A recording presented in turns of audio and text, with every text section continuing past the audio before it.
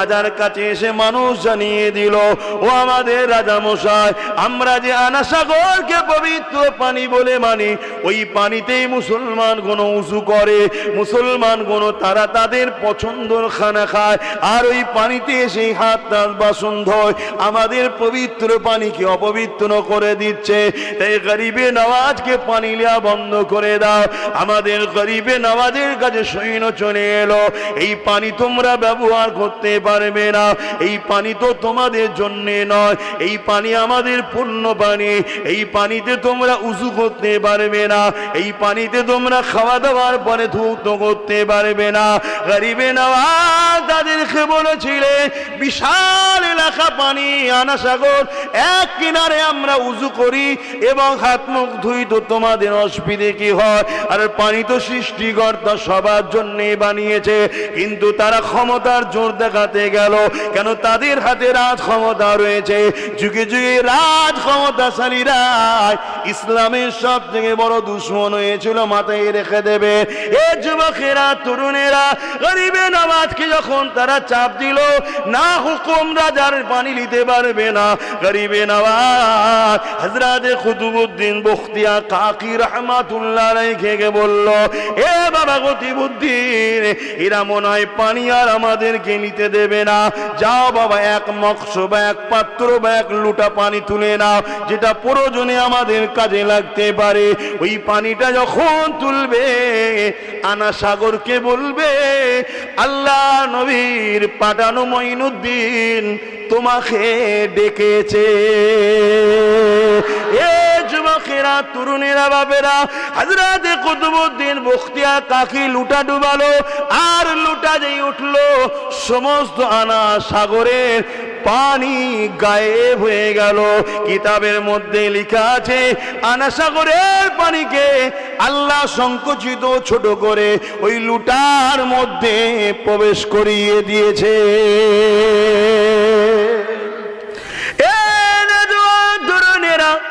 হযরত গরিবে নওয়াজকে আমার রাসূলুল্লাহ হিন্দুস্তানের জমিনে পাঠিয়েছিলেন।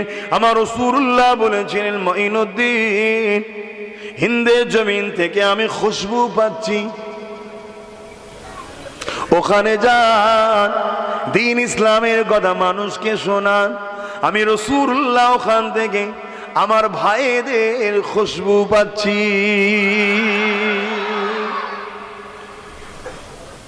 হযরত গরিবে নওয়াজ চলে আসলেন।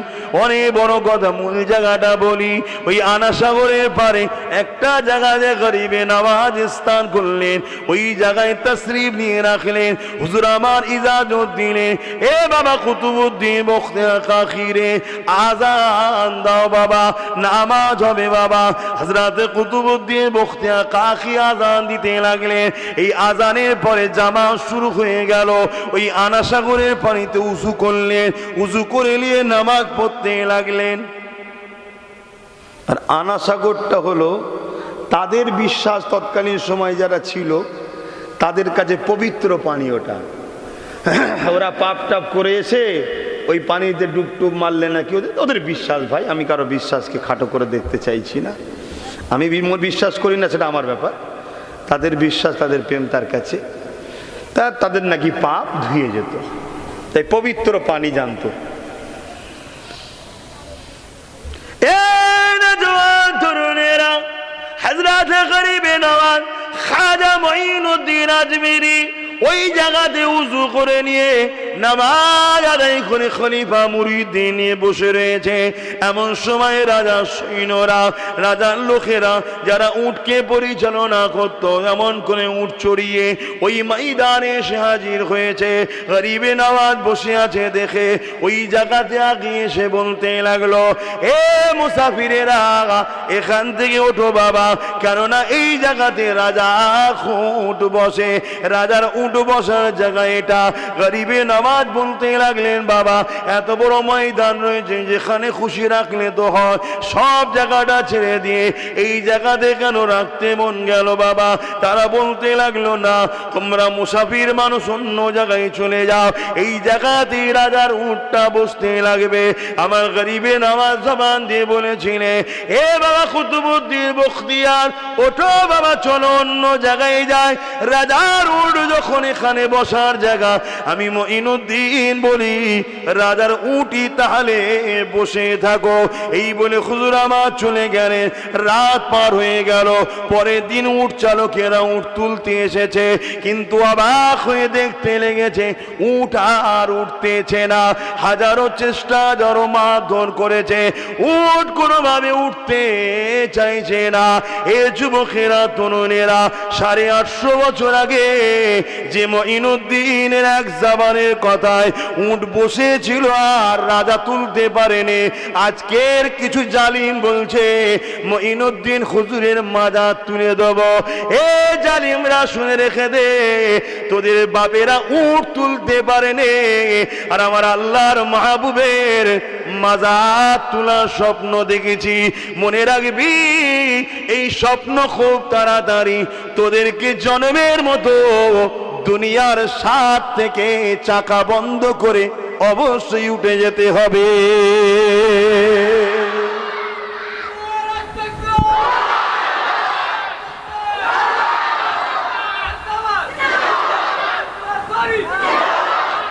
এটা কিসের জোরে হচ্ছে? নবীর প্রেম, আদব। কথা বুঝে আসছে? ঈমান। হুজুরের প্রেমিক ছিলেন গরিবে নওয়াজ।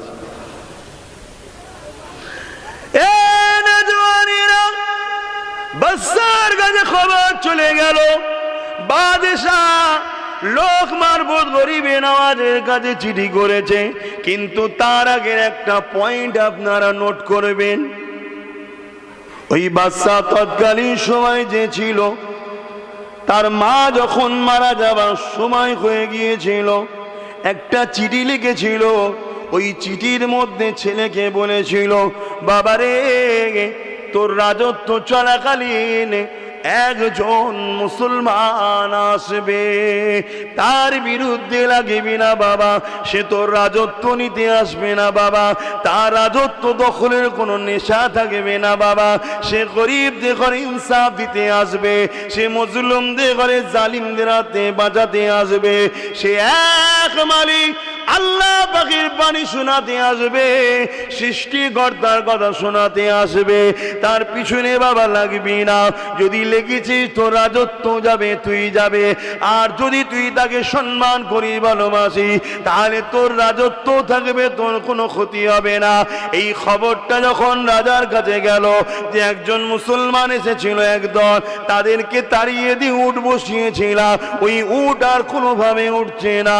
ওই রাজা ঘরে গিয়ে চিঠিটা বার করেছে, চিঠিটা যখন দেখলো মায়ের লিখা ওইটাই রয়েছে, তখন সেই রাজা মনে করতে লাগলো মায়ের বয়স তখন 90 বছর ছিল, মায়ের মাথা মনে হয় ঠিক ছিল না, আমার হাতে সৈন্য রয়েছে, আমার দিকে মিলিটারি রয়েছে, আমার দিকে হাজারো পাওয়ার রয়েছে, পুরো দেশের ক্ষমতা আমার হাতে, এই গুটি কত মুসলমান নাকি আমার ক্ষতি করে দেবে। আমার মায়ের মাথা ঠিক ছিল না। আজও আমি বলে যাই, দেশের হুকুমাতকে রাজত্ব করছো করে যাও, দেশ চালাচ্ছ চালাগে যাও, দেশের টাকা লুটে বিদেশে পাচাচ্ছ, যা পাচ্ছ জনগণের সঙ্গে বুঝে লেগে যাও। আমার মঈনুদ্দিনের সঙ্গে যদি লাগো, আল্লাহ দুনিয়া তো তাবা করে দেবে, আখিরাত মিটিয়ে দেবে। শুনছেন তো নাকি? আমিও ভবিষ্যৎবাণী সতর্ক করে যাচ্ছি, সুধীরে যাও, যেখানে যেখানে মাথা মারতে নাই।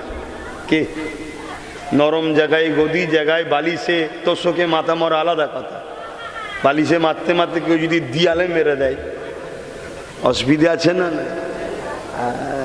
দিয়ালে মারলে তবুও মাথা ফাটে, আর এই যে জায়গায় মাথা মেরেছি, মাথার ব্রেন না ঢিলে হয়ে যায়। কে? খোদার মা, দুনিয়ার বার তখন হয়ে যাবে। গরিবে নওয়াজের কাছে রাজা চিঠি করে দিল, যাও গিয়ে ওনাকে বলো। ওই চিঠি নিয়ে এসে হাজির হয়ে গেল। গরিবে নওয়াজকে জানিয়ে দিয়েছে রাজা যে ওই অবালা পশুগুলো খেতে পারছে না, ওই জাদু যা করেছে উঠিয়ে নাও। গরিবে নওয়াজ চিঠি দেখে তাদের ঘরে জানিয়ে দিল, আমরা ইসলামের অনুসারী, আমরা কখনো কাউকে কষ্ট দিতে চাই না। ওই পশুগুলোকে আমি কষ্ট দিইনি, তাদেরকে আমি উঠাইতে বন্ধ করে রেখিনি, এবং আমরা মুসলমান জাদুর বিশ্বাস করি না। তবে হ্যাঁ, ওই পশুগুলোর কাছে গিয়ে বলো, মালিক জিনার হুকুমে তুমি বসে আছো, তিনার হুকুমে তোমরা উঠে পড়ো। এই কথা যখনই বলল, সঙ্গে সঙ্গে সে যখন পশুগুলোকে বলল, সমস্ত উটগুলো উঠে দাঁড়িয়ে চরণ ভূমিতে চলতে লাগলো। এই না জওয়ান তরুণেরা, কিন্তু রাজা এই রাগ পিছনে রয়ে গেল। রাগকে মিটাবার জন্যে সে এমন করে নানান দিকে চেষ্টা করতে লাগলো। রাজার কাছে এসে মানুষ জানিয়ে দিল, ও আমাদের রাজা মশাই, আমরা যে আনা সাগরকে পবিত্র পানি বলে মানি, ওই পানিতেই মুসলমান গণ উযু করে, মুসলমান গণ তারা তাদের পছন্দের খানা খায়, আর ওই পানিতে সেই হাত টাত বাসন ধোয়, আমাদের পবিত্র পানিকে অপবিত্র করে দিচ্ছে। তাই গরিবে নওয়াজকে পানি লিয়া বন্ধ করে দাও।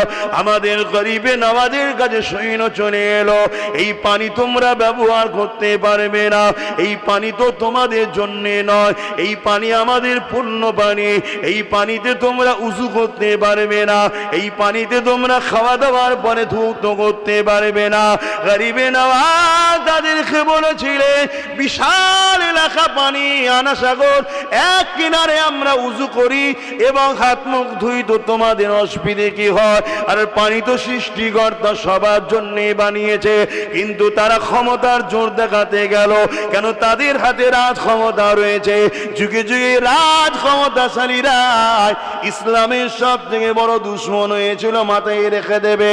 এ যুবকেরা, তরুণেরা, গরিবে নওয়াজকে যখন তারা চাপ দিল, না হুকুম রাজার পানি নিতে পারবে না, গরিবে নওয়াজ হযরত কুতুবউদ্দিন বখতিয়ার কাকি রহমাতুল্লাহ আলাইহি বলল, এ বাবা কুতুবউদ্দিন, এরা মনে হয় পানি আর আমাদেরকে নিতে দেবে না, যাও বাবা, এক মগস বা এক পাত্র বা এক লুটা পানি তুলে নাও, যেটা প্রয়োজনে আমাদের কাজে লাগতে পারে। ওই পানিটা যখন তুলবে, আনা সাগরকে বলবে, আল্লাহ নবীর পাঠানো মঈনুদ্দিন তোমাকে ডেকেছে। এ যুবকেরা, তরুণেরা, বাবেরা, হযরত কুতুবউদ্দিন বখতিয়ার কাকি লুটা ডুবালো, আর লুটা যেই উঠলো, সমস্ত আনা সাগরের পানি গায়েব হয়ে গেল। কিতাবের মধ্যে লেখা আছে, আনা সাগরের পানিকে আল্লাহ সংকুচিত ছোট করে ওই লুটার মধ্যে প্রবেশ করিয়ে দিয়েছে। আল্লাহর ক্ষমতা আছে না নাই? সৃষ্টিকর্তার ক্ষমতা আছে না? ছুঁচ দেখেছেন? ছুঁচ এই সেলাই করে রে বাবা, হ্যাঁ, ওই ছুঁচের পিছনের ছিদ্রটা কত ছোট দেখেন না? আচ্ছা, এরকম ছিদ্রের ভেতর দিয়ে আল্লাহ চাইলে একটা উটকে গলাতে পারবে? ঠিক করে বলুন। আরে সায়েন্সের যুগের ছেলে কি পাগলের মতো কথা বলছেন? পারবে? ওই ছিদ্রে উট ঢুকে যাবে? হ্যাঁ, উট কেন, পুরো পৃথিবীকে আল্লাহ চাইলে গলাতে পারবে। জোরে বলুন সুবহানাল্লাহ। আল্লাহ তো তিনি, জিনার ডিকশনারি তো অসম্ভব বলে কিছু নাই। জোরে বলুন সুবহানাল্লাহ।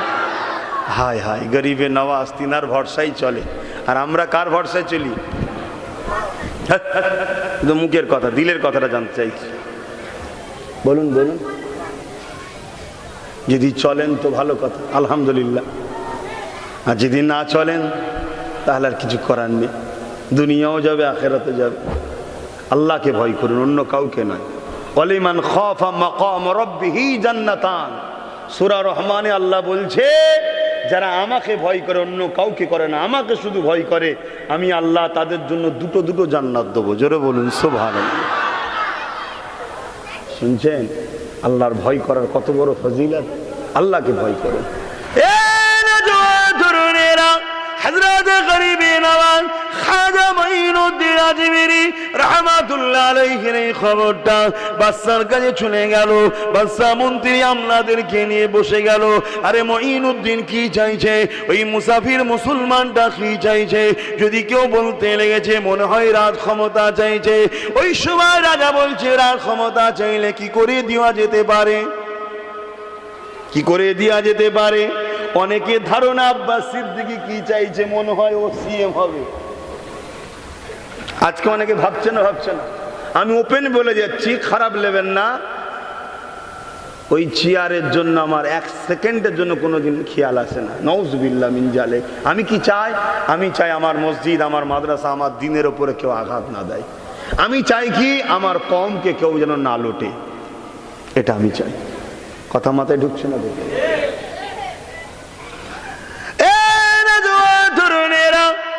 রাজা তার সৈন্য সামন্তদের দিয়ে গরিবে নওয়াজের কাছে এসে না খিসরানি দিয়ে ক্ষমা চাইতে লেগেছে। বাবা ক্ষমা করে দাও বাবা, কেননা চতুর্দিকে খবরটা দ্রুত চলে যেতে লেগেছে।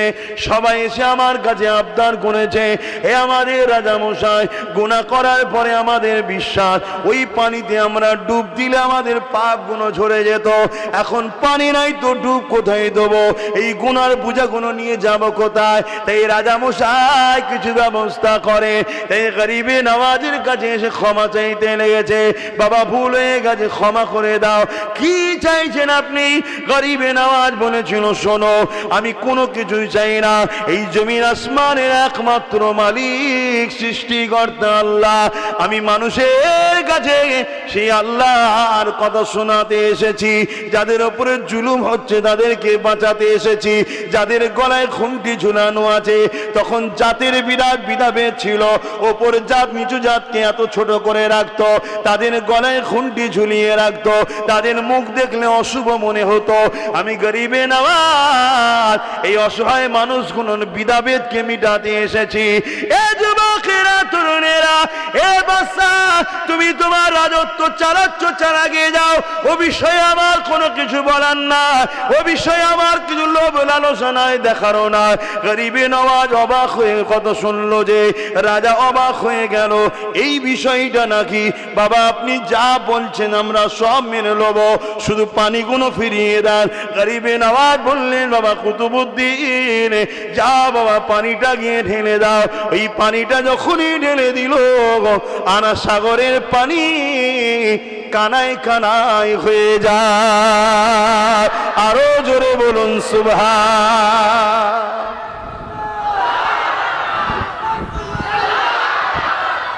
আজকে আমরা তো এটাই বলছি, তাই তো নাকি?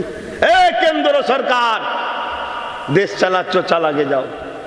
দেশকে ভিখারি বানাচ্ছ, যা পাচ্ছ করছো, জনগণ তোমায় ভোট দেবে কি দেবে না বুঝে লিখে যাও। কিন্তু আমার মসজিদের সঙ্গে কেন লাগছো, আমার মাদ্রাসায় কেন লাগছো? কি বলবো না, বলবো না? এটা করলে তো ছেড়ে দেওয়া যাবে না। কি ছেড়ে দেওয়া যাবে? কেন, এটা আমাদের ইমানের ব্যাপার। তুমি এখানে কেন হাত দিচ্ছ? হ্যাঁ, সংবিধান যখন আমাকে রাইট দিয়েছে, আমি আমার সম্পত্তি, আমার ধর্মীয় বিষয় নিয়ে আমি হাসি খুশি থাকবো। কখনো তো আমরা কারো মন্দির, কারো গির্জা, কারো গুরুদুয়ার নিয়ে কখনো আমরা খারাপ মন্তব্য, জুলুম করতে যাই না তো। কিন্তু আমার মসজিদের সামনে এসে নাচছে কেন? তুমি কি করছো কেন? বলবো না, বলবো। এটাই তো আমরা চাই, যে ভেদাভেদ না হয়। তুমি তোমার লে থাকো, আমি আমার লে থাকি। তোমায় পছন্দ করে লোক বসাবে কি বসাবে না, লোক আর তুমি বুঝে নেবে। বাবা ওলি আমাদের অত চিন্তা ভাবনা নেই। কথা মাথায় ঢুকছো না? ঢোকেনি। কিন্তু তুমি পাওয়ারের জোরে আমার মসজিদ মাদ্রাসা ভাঙবে, দুনিয়ার কোনো জায়গা ছেড়ে দিয়ে শুধু মসজিদের তলাতেই শুধু নাকি সব পাওয়া যাচ্ছে বলছো। এগুলো সব বন্ধ করা দরকার আছে না? না, এটা তো আমরাও বলবো। কি বলবেন না? বলতে হবে, এটা ইমানি দায়িত্ব তো। আমার মঈনুদ্দিন আজমিরি আরো দুই একটা কথা কি বলবো।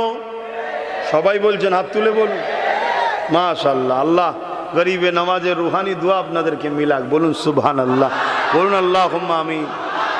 মনে রাখবে, তোমাদের ঘরে গরিবে নামাজ ভারতবর্ষে রেখেছে। কোনো মায়ের লাল নেই তোমাদের ঘরে ভারত থেকে তাড়াতে পারে। কথা বুঝে আসছে? হ্যাঁ, কোনো চিন্তা করো না। কিন্তু মুনাফেক একটু চেনো। মুনাফেক যদি না চেনো, ইমানটা চলে যাবে। ইমান চলে গেলে তুমি তার গরিবে নামাজের নয়। যে নবীন নয়, যে আল্লাহর নয়, তার গরিবে নওয়াজ তার পাশে থাকবে কেন? হযরত গরিবে নওয়াজ খাজা মুঈনুদ্দিন আজমিরি সঞ্জালি রাহমাতুল্লাহ আলাইহি এই সময়তে দেখা যায় হুজুর আমার একদিন রাস্তা দিয়ে হেঁটে হেঁটে যেতে লেগেছে। এ নওজওয়ানেরা, তরুণেরা, যুবকেরা, হুজুর আমার যখন হেঁটে হেঁটে যেতে লেগেছে, দেখতে লেগেছে একদল মানুষ আগুনের উপাসনা করতে লেগেছে। গরিবে নওয়াজ তাদের কাছে পৌঁছে যায়, তাদেরকে গিয়ে বলতে লাগে, বাবারা তোমরা কি কাজ করতে লেগেছে কোনো? তারা বলতে লাগলো, এ মুসাফির আপনি কি দেখতে পাচ্ছেন না আমরা আগুন দেবতার উপাসনা করতে লেগেছি, যাতে করে সে আমাদেরকে নরকে না পুড়িয়ে দেয়। ওই সময় খাজা গরিবে নওয়াজ বলতে লাগলে, কতদিন ধরে তোমরা এটা করতে লেগেছ? তারা বলল 40 বছর ধরে একভাবে আমরা করতে লেগেছে। গরিবে নওয়াজ বললেন, 40 বছর ধরে যে দেবতার বিশ্বাস তোমরা করছো, যার উপাসনা করতে লেগেছো, নিশ্চয়ই সে তোমাদেরকে মহব্বত করে নিয়েছে, পেয়ার করে নিয়েছে। তাহলে তোমাদের মধ্যে থেকে কেউ একজনই আগুনে হাত দাও দেখি। তারা বলতে লাগলো, এটা কি কখনো সম্ভব? আগুন তো পুড়িয়ে দেবে। গরিবে নওয়াজ বলে উঠলো, আগুনের ক্ষমতা নাই, পুড়িয়ে দিতে পারে। তরুণেরা, আমার আপনার সকল মুসলমানের পিতা হযরত ইব্রাহিম খলিলুল্লাহকে আগুনে ফেলেছিল, আগুনের ক্ষমতা নেই, পুড়িয়ে দিতে পারে। আমার গরিবে নওয়াজ যখনই বলল আগুনের ক্ষমতা নাই, পোড়াতে পারে, তারা বলতে লাগলো, তাহলে আপনি হাত দিয়ে দেখান। আমার গরিবে নওয়াজ বলল, আমরা তো আগুনের উপাসনা করি না, আগুনকে যিনি সৃষ্টি করেছে সেই সৃষ্টিকর্তা আল্লাহর উপাসনা করি। আমরা কোনো গাছের, পাহাড়ের, পর্বত, সূর্য, চাঁদের, পাথরের কোন শক্তির উপাসনা করি না। আমরা উপাসনা করি একজনে, সব কিছু যিনি বানিয়েছেন, লিল্লাহি মা ফিস সামাওয়াতি ওয়া মা ফিল আরদ, জমিন আসমানের একজন মালিক, তিনি হলেন আল্লাহ, তিনার উপাসনা করি। এই বাবা তোমরা যখন করেছো তোমরা হাত দাও, আর তোমরা যখন বলতে চাইছো, দেখো আমি মুঈনুদ্দিন তো দূরের কথা, আমার পায়ের খরমকেও ক্ষমতা নেই আগুনের পোড়াবার। গরিবে নওয়াজ খরমটা আগুনে ফেলে দিল। খরম কাঠের হয়, কাঠের হয়। এ যুবকেরা, তরুণেরা, আগুন তো কাঠকে বড়ই পছন্দ করে, কিন্তু গরিবে নওয়াজের খরম ওই আগুনের মধ্যে দেয়া হয়ে গেল। আর সবাই দেখতে লেগেছে, দীর্ঘ সময় হয়ে যায়, গরিবে নওয়াজের খরমকে আগুন কোনো ক্ষতি করছে না। আরো জোরে বলুন সুবহান। হুজুর বলছে, কেউ একজন বার কর দে, তোদের মধ্যে থেকে একজন কেউ বার কর দে। আমি তো উপাসনা করিনি, তোরা তো করছিলিস। তারা তো কেউ হাত দেবে না, তারা সব উঠে এবার গরিবের নওয়াজের উপাসনা শুরু করেছে। মানুষ এখনো আছে পাওয়ারের উপাসনা করে। আরে পাওয়ারটা মূল মালিক কে? আল্লাহ।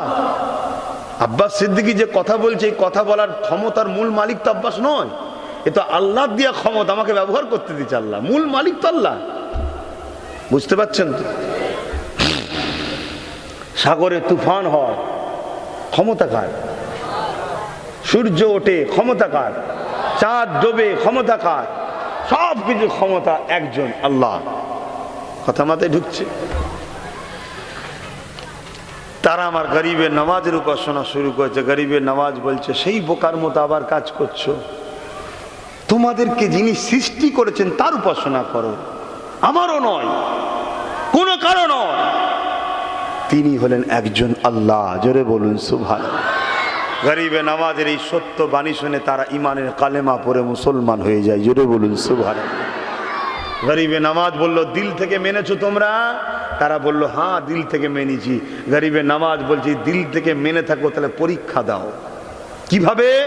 আগুনে হাত দিয়ে জুতো বার করো। কেন সত্যি যারা দিল থেকে কলেমা পড়ে, আগুন তাদের পোড়াতে, আমরা পারবো হাত দিতে?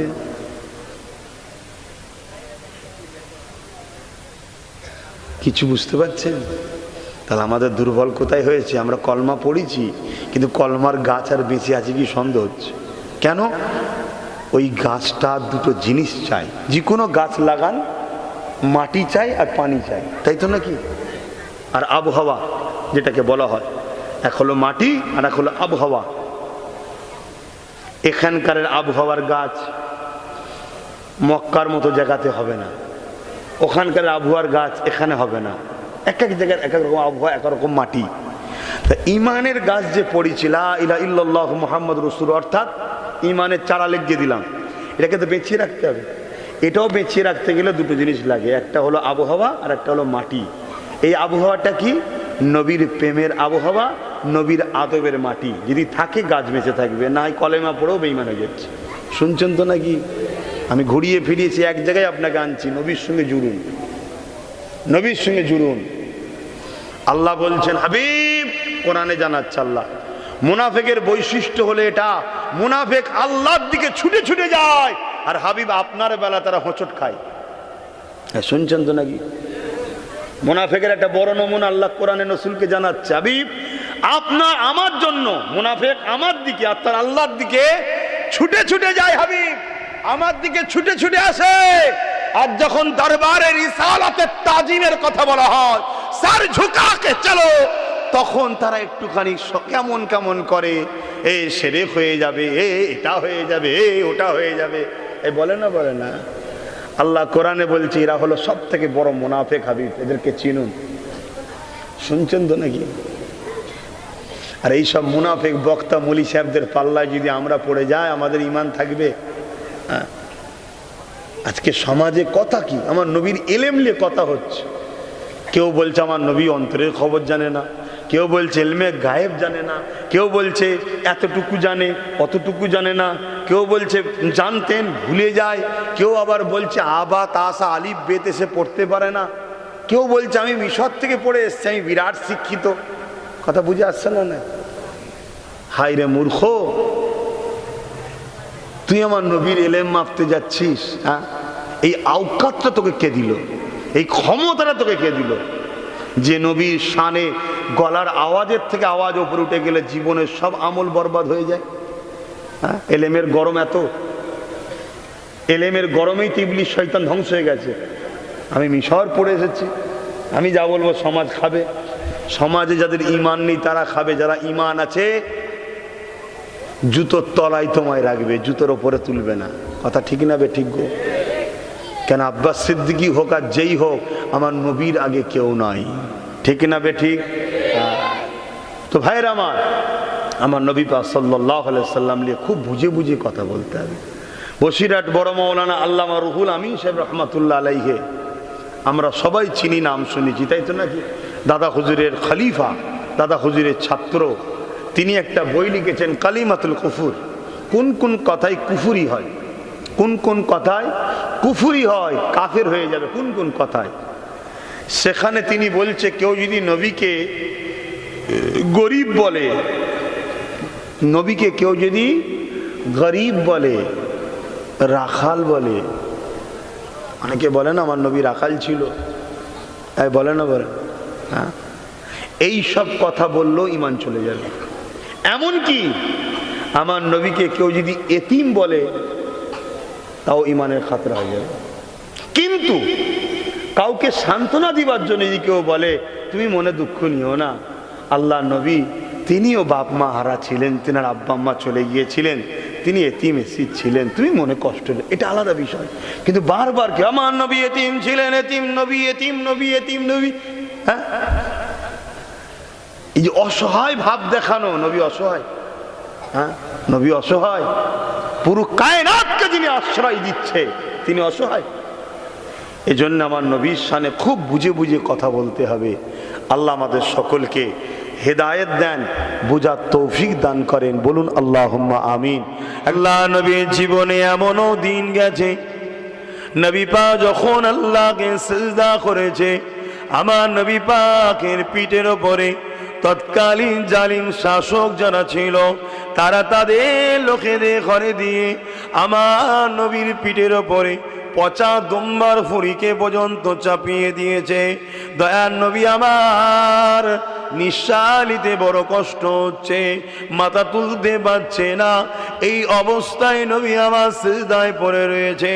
আমার নবী পাকে খলিজা টুকরি খাতুনে জান্নাত ফাতেমা তাজ-জাহরা রাদিয়াল্লাহু তাআলা আনহা, তিনি তখন ছোট ছিলেন। এমন করে এসে ছোট ছোট হাত দিয়ে আব্বার পিঠ থেকে পচা দুম্বার ফুড়িগুলো নাপিয়ে দিতেন। আমার নবী পাক মাথা তুলতেন। এইভাবে জুলুম করেছে। একটা দিন এমন হয়েছে, আমার নবীকে এত ভুঁড়ি চাপা দিয়েছে, পচা দুর্গন্ধময় দুম্বার ভুঁড়ি দিয়ে আমার নবী পাক পুরো চাপা পড়ে গেছে, নিঃশ্বাস নিতে পারছে না। ভাবো যুবক, কত কষ্ট করে ইসলাম এসেছে তোমার গ্রামে। আজকে সেই ইসলামের উপর যদি তোমাদের দরদ না থাকে, আল্লাহ জালিম হুকুমাত বসিয়ে ধ্বংস করে দেবে। কোরআন বলছি। হযরতে খাতুনে জান্নাত আব্বাকে খুঁজতে লেগেছে, পাচ্ছে না। এদিকে আমার নবীর নিঃশ্বাস নিতে কষ্ট হচ্ছে। ওই দুম্বার পচা জায়গা দেখে বুঝতে পেরেছে যে এখানেই মনে হচ্ছে আমার আব্বা থাকতে পারে, কারণ রোজ চাপা দেয়। এ নওজওয়ানেরা, তরুণেরা, বাপেরা, আমার নবী পাকের উম্মত উম্মতি গণেরা, সেই রাসূলুল্লাহর মুহাব্বত অন্তরে তৈরি করো। সেই নবী পাকে রেখে যাওয়া আদর্শ অনুযায়ী জীবন কাটাও। আমার নবী পাকের দ্বীনের পক্ষে তোমরা চলো, তাহলে দুনিয়া তো তোমরা কামিয়াবি হবে, আখিরাত আল্লাহ তোমার আমার জন্যে নাজাতের দরজা খুলে জান্নাতি করে দেবে।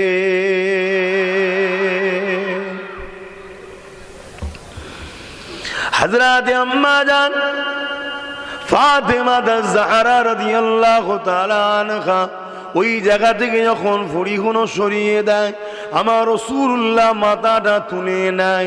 নবী আমার মাথাটা তুলে নিঃশ্বাস নিতে লেগেছে। এদিকে খাতুনে জান্নাত আর সহ্য করতে পারলেন না। ছোট্ট বাচ্চা বাপেরই কষ্ট দেখে সিজদায় পড়ে গিয়ে আল্লাহ পাকের কাছে ফরিয়াদ করতে লেগেছে। কিছু কিছু কিতাবে আছে হাত তুলে ফরিয়াদ করতে লেগেছে, এ আল্লাহ, আমার আব্বার উপরে যারা এই জুলুম করেছে আপনি তাদেরকে ধ্বংস করে দেন, বরবাদ করে দেন। হযরতে খাতুনে জান্নাত যখন এই বদদুয়াটা করতে লেগেছে, আল্লাহ নবী খাতুনে জান্নাতের মুখে হাত দিয়ে চেপে দিয়েছে। মারে বদদুয়া করো না মা, তুমি আমারই শরীরের একটা অংশ। ফাতেমা তুমি আমার শরীরের টুকরো, তোমার বদদুয়া কবুল হয়ে যাবে, এরা ধ্বংস হয়ে যাবে। আমি রাসূলুল্লাহ যাদের নাজাতের জন্য দোয়া চাইছি তারা ধ্বংস হয়ে যাক, আমি রাসূলুল্লাহ এটা চাই না মা। মা গো বদদুয়া করো না মা, এরা আমাকে চিনতে পারেনি। একদিন না একদিন এদের ছেলে আমি রাসূলুল্লাহকে রাসূল বলে জেনে ঈমানের কলেমা পড়ে আমি নবী আমাকে না দেখার পরও আমার জন্য আস্তে আস্তে জান দিয়ে দেবে। আরো জোরে বলুন সুবহান।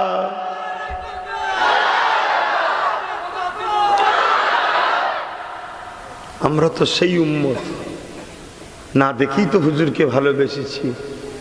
ইনশাআল্লাহ আমরা জানও দিতে পারবো হুজুরের জন্য, বলুন ইনশাআল্লাহ।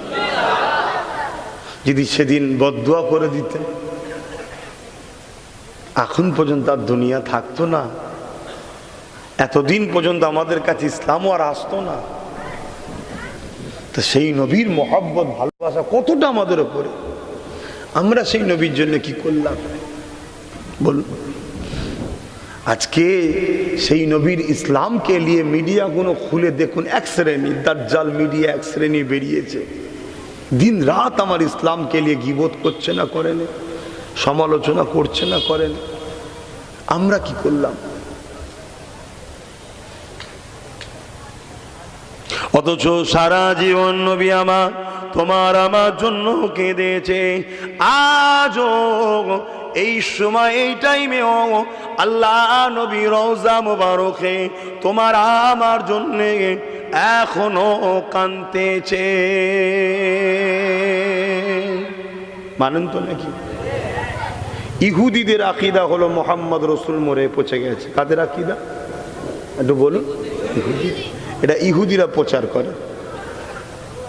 এবার আপনি বলবেন একদল মৌলানা দাড়িওয়ালা টুপিওয়ালাদের মুখে তো শুনি নবী নাকি মরে গেছে, পচে গেছে, মদিনায় যে কি হবে। তারা ইহুদিদের পয়সায় চলে। কেন চলে? তারা আমার নবীর উম্মতের ঈমানকে নষ্ট করতে চাইছে। তাই মুসলমান সেজেছে, মোল্লা বলি সাহেব, বক্তা সাহেব, পীর সাহেব সেজেছে। আমার নবী হলেন হায়াতুন নবী। জোরে বলুন সুবহানাল্লাহ। কি আপনারা মানবেন না? হায়াতুন নবী। যদি কেউ ওই হায়াতুন নবী অস্বীকার করে সে কাফের হয়ে যাবে, সে ইসলামের মধ্যে থাকবে না।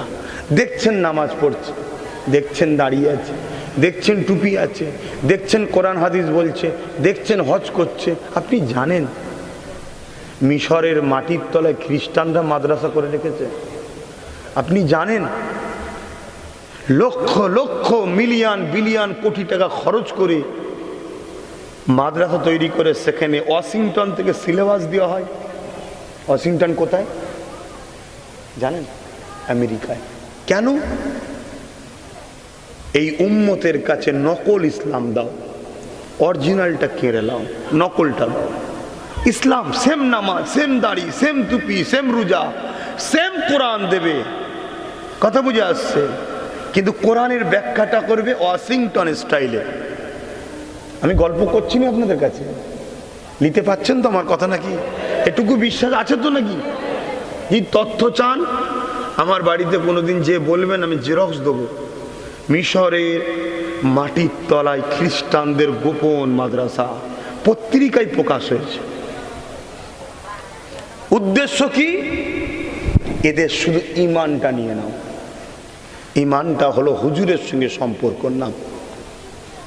যে যত বেশি হুজুরকে মহব্বত ও আদব করে তার ঈমান তত মজবুত।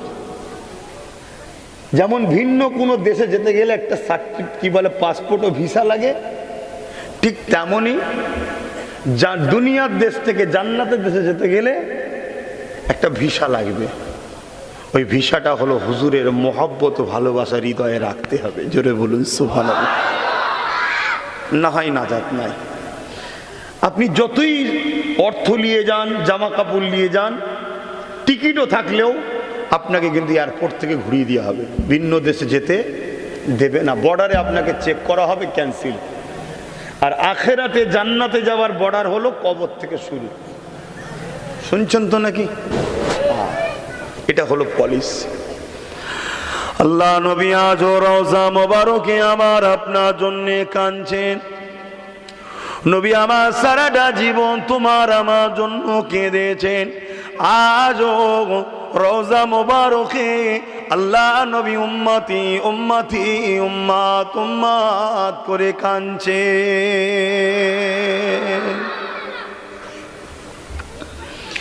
এ নওজওয়ানেরা, তরুণেরা, বাপেরা, আমার নবী পাকের উম্মত উম্মতি গণেরা, আমার রাসূল পাক সাল্লাল্লাহু আলাইহি ওয়াসাল্লাম সারাটা জীবন তোমার আমার জন্য কেঁদেছে।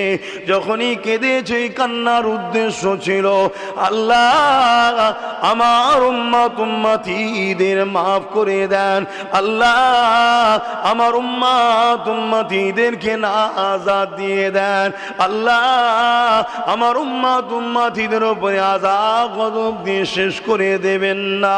কেননা আমি রাসূলুল্লাহ এদেরকে বড়ই ভালোবাসি।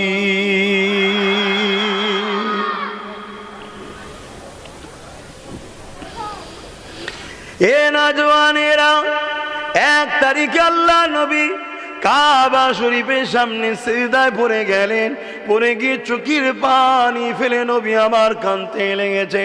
আমার আল্লাহ জিবরাইলকে পাঠিয়ে দিলেন, ও হযরতে জিবরাইল দুনিয়া জমিনে যান, আমার হাবিব কেন কাঁদে জিজ্ঞাসা করে আসেন। হযরতে জিবরাইল দুনিয়া জমিনে চলে আসলেন, আল্লাহ নবীকে সালাম জানালেন। সালাম দিয়ে বলতে লাগলেন, ইয়া রাসূলুল্লাহ হাবিবাল্লাহ, আপনি কেন কাঁদেন? আল্লাহ পাক জানতে চেয়েছেন এ হযরতে জিবরাইল রে, আমি রাসূলুল্লাহ কেন কাঁদি এটা তো আমার আল্লাহ পাক জানে। জিবরাইল তোমাকেও যখন জানাতে চেয়েছে তাহলে শোনো, আমার কান্না কারণ হলো আমি রাসূলুল্লাহ কাবা তওয়াফ করতে করতে অন্যান্য নবী আলাইহিমুস সালামদের উম্মতিদের কথা মনে পড়ে যায়। আজ জাতিকে আল্লাহ ধ্বংস করে দিয়েছে, সামুদ জাতিকে আল্লাহ ধ্বংস করে দিয়েছে। কওমে লুতেরা নবী লূত আলাইহিস সালামের কথা শুনে না বলে আল্লাহ তাদেরকে ধ্বংস করে দিয়েছে, শেষ করে দিয়েছে। এই হযরতে জিবরাইল রে, আমার উম্মতিরা দুনিয়ার লোভ লালসায় পড়ে আমি রাসূলুল্লাহ আমার কথাকে অমান্য করে ফেলবে, অন্যায় করে ফেলবে, ভুল রাস্তায় চলে যাবে। আমি রাসূলুল্লাহ আমার বড় ভয় হয় আমার উম্মতিদের উপরে আল্লাহ আযাব দিয়ে ধ্বংস দিয়ে তাদেরকে ধ্বংস যেন না করে দেয়। এ হযরতে জিবরাইল, আমি রাসূলুল্লাহ আমার উম্মতিদের জন্য কাঁদতেছি। আল্লাহ আওয়াজ দিয়ে দিলেন, একটু খুলে নিচ্ছি ভাই, গরম হচ্ছে, বাইরে ঠান্ডা লাগছে আর ওয়াজ করতে গেলে গরম হয়ে যাচ্ছে। দরুদ শরীফ আল্লাহুম্মা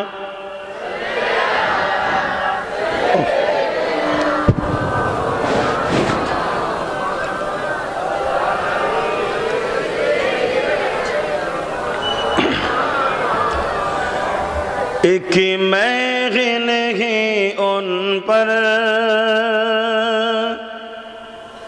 कुर्बान ज़माना है।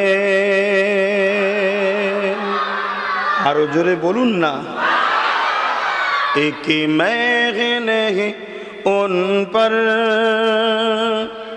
कुर्बान ज़माना है।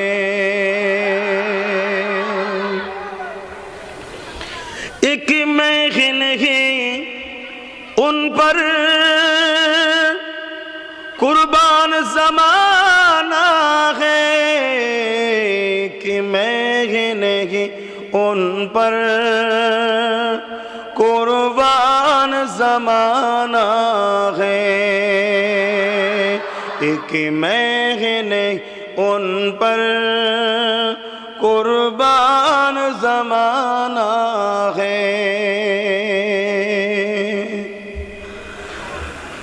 कल पुल से जिसने हमें खुद ही पार लगाना है, कल पुल से जिसने हमें खुद ही पार लगाना है। जगरा का वो बाबा है, हसनैन का नाना है। जगरा का वो बाबा है, हसनैन का नाना है। আমার নবী ছাড়া কেউ পুলসিরাত পার হতে পারবে না ভাই। পুলসিরাত বোঝেন তো? একটা রাস্তা, একটা পুল, চুলের থেকেও সরু, হীরের থেকেও ধার, এর ওপর দিয়ে যেতে হবে জান্নাতীদের ঘরে, তলায় জাহান্নাম। সবাইকে ওপর দিয়ে যেতে হবে, যাব না বললে হবে না। এটা দুনিয়ার কোনো বাদশার হুকুম নয়, এটা সৃষ্টিকর্তা আল্লাহর হুকুম। যাও এর ওপর দিয়ে। আপনি ভাববেন কি করে যাব? কথা ঠিকই, কি করে যাব? এটা দুনিয়ার কোনো জ্ঞানে যাওয়া যায় না, দুনিয়ার কোনো ক্ষমতায় যাওয়া যায় না। এই পুলটা তারা পার হবে যাদের ঈমান আছে। জোরে বলুন সুবহানাল্লাহ। যার ঈমান যত শক্তিশালী সে তত দ্রুত, কেউ চোখের পালক পড়ার থেকেও আগে এই পুল পার হয়ে যাবে। জোরে বলুন সুবহানাল্লাহ। আল্লাহর ক্ষমতার উপরে বিশ্বাস আছে না নাই? এখানে ঈমানের ব্যাপার। আল্লাহর নবী ওই পুল সিরাতের ধারে বসে থাকবেন। আল্লাহ আমার উম্মত, আল্লাহ আমার উম্মত, আল্লাহ আমার উম্মত, আল্লাহ আমার উম্মত। আর যখন ঈমানদাররা ওর উপরে উঠবে, জাহান্নাম তলা থেকে চিৎকার দেবে, আল্লাহ আল্লাহ আমার বড় কষ্ট হচ্ছে। যাদের হৃদয়ে আপনার ও হাবিবের প্রেমের আগুন জ্বলছে, এদেরকে তাড়াতাড়ি পার করেন নাই, ওই আগুন আমাকে গ্রাস করছে। জোরে বলুন সুবহানাল্লাহ। হৃদয়ে আল্লাহ ও রসুলের প্রেমের আগুন জ্বালান, প্রেম তৈরি করুন। कलपुल से जिसने हमें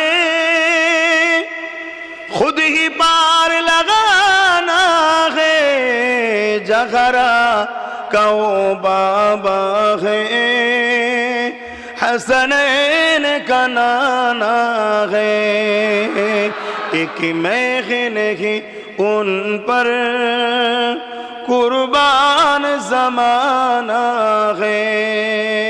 अल्लाहुम्मा सल्ली अला।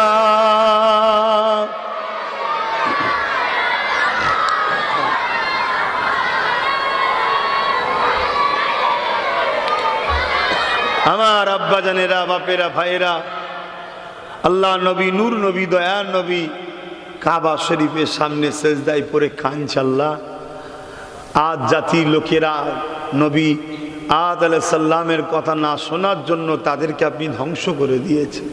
সামুদ নবীর কথা না শোনার জন্যে সামুদ জাতিকে আল্লাহ ধ্বংস করে, পুরো জাতিটাকে শেষ করে দিয়েছে। কওমে লূত আলাইহিস সালামের কথা যখন না শুনেছে, আল্লাহ তার কওমকে পুরো পাথর বানিয়ে দিয়েছে। আল্লাহ